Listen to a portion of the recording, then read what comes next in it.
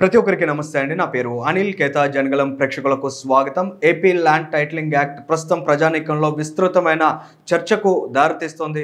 ఆంధ్రప్రదేశ్ రాష్ట్ర జాగానంతటిని తన జాగీరుగా మార్చుకునే దిశగా వైఎస్ జగన్ చేస్తున్న యాక్ట్గా చెబుతున్నారు. అయితే ప్రజలు దీనికి అనుకూలంగా ఓట్ వేయబోతున్నారా లేదా ప్రతికూలంగా ఓట్ చేస్తారా అనే విషయం పట్ల సర్వత్రా ఆసక్తి అనేది కనిపిస్తోంది.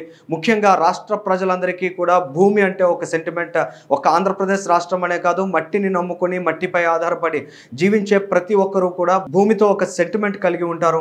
అటువంటి వ్యక్తులు తమ వద్ద ఉన్న దస్తావేజులను చూసుకొని తమ భూమి తమ చేతుల్లో ఉందనే ధైర్యంతో ఉంటారు. ముఖ్యంగా ఈ పాస్ పుస్తకాలు, రిజిస్ట్రేషన్ కాగితాలు ఏవైతే ఉంటాయో అవి ప్రధానంగా రైతులకు సంబంధించి కొండంత భరోసాగా ఉంటాయి.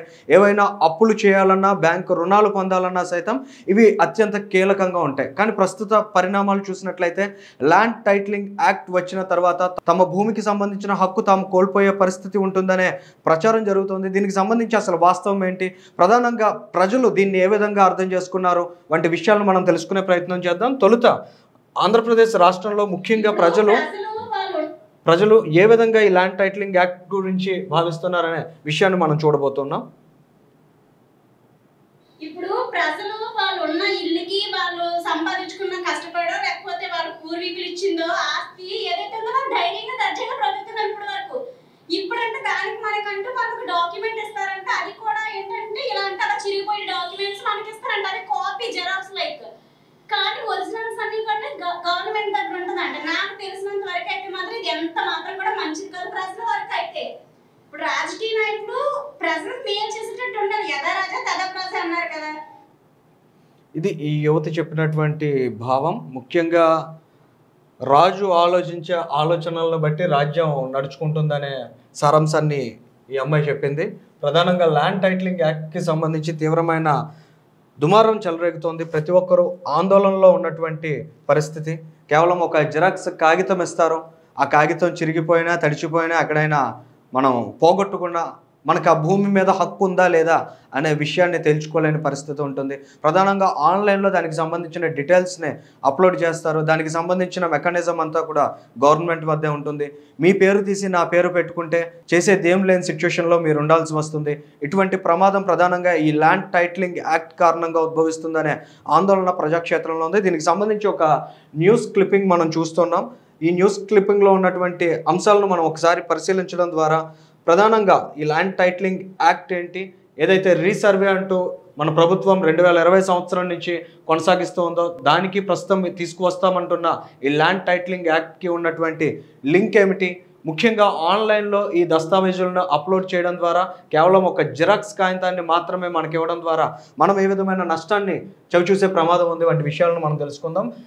సమగ్ర రీసర్వే అని ప్రారంభించింది ప్రభుత్వం. ఇప్పటికే సుమారు 6,000కు పైగా గ్రామాల్లో ఈ సమగ్ర రీసర్వే చేశారు.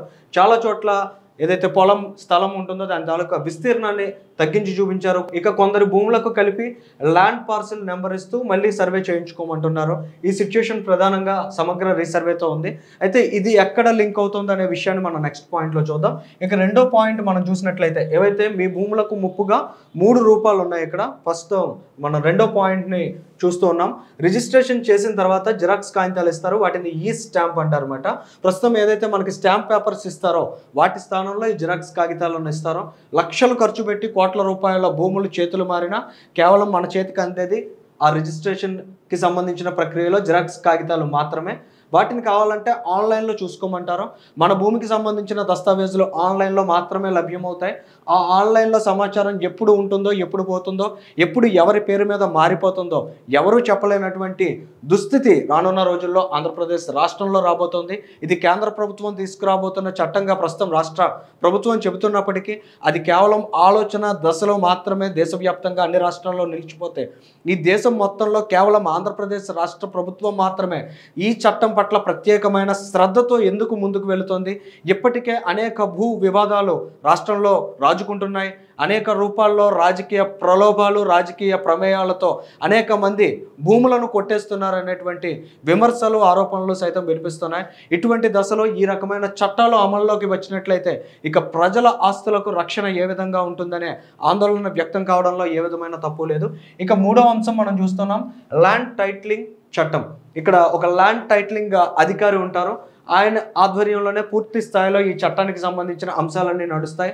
రీసర్వేలో భాగంగా కొద్ది సెంట్ల విస్తీర్ణం తగ్గితే ఈ చట్టం అమల్లోకి వచ్చిన తర్వాత రైతు తన భూమికి దూరమయ్యే ప్రమాదం ఉంది. ప్రధానంగా ఇక్కడ చూస్తున్నాం ఈ సమగ్ర సర్వేలో ఏదైతే ఇన్ఫర్మేషన్ వారు పొందుపరుస్తారో దానితో రైతు ఏకీభవించిన పక్షంలో ఖచ్చితంగా ల్యాండ్ టైటిలింగ్ అధికారి దగ్గరికి వెళ్ళాలి. ఆ ల్యాండ్ టైటిలింగ్ అధికారి ఏదైతే ఫైనలైజ్ చేస్తాడో అదే నిర్ణయాధికారంగా భావించాలి. ఇక ప్రతి ఒక్కరికి న్యాయస్థానాలను ఆశ్రయించే హక్కు ఉంటుంది కదా అనుకోవచ్చు. ప్రస్తుతం ఈ ల్యాండ్ టైటిలింగ్ యాక్ట్ కారణంగా మనం న్యాయస్థానాలను ఆశ్రయించే హక్కు కోల్పోతాం. ప్రధానంగా స్థానికంగా ఉండే న్యాయస్థానాలకు మనకు వెళ్ళే ఛాన్స్ లేదు. ఏ లిటిగేషన్ వచ్చినా, ఎక్కడ మనం అభ్యంతరం తెలియజేయాలనుకున్నా, న్యాయ పోరాటానికి సన్నద్ధం కావాలనుకున్నా మనం హైకోర్టును ఆశ్రయించాల్సిన సిచ్యువేషన్ ఉంటుంది. కేవలం హైకోర్టులో మాత్రమే న్యాయం జరగగలదు. 1-2 సెంట్లు భూమి విషయంలో లిటిగేషన్ వచ్చినట్లయితే ఆ రైతు లేదా సదరు వ్యక్తి ఏ విధంగా హైకోర్టును ఆశ్రయించగలుగుతాడు, ఏ విధంగా కొన్ని వేల రూపాయలు ఖర్చు చేయగలుగుతాడనే కనీస స్పృహ మన రాష్ట్ర ప్రభుత్వానికి, మన ముఖ్యమంత్రికి ఉండాల్సింది. కానీ ఆయన అటువంటి ఆలోచనలు చేయకపోగా నేటికి ఈ చట్టానికి సంబంధించి నోరు మెదపడం లేదు.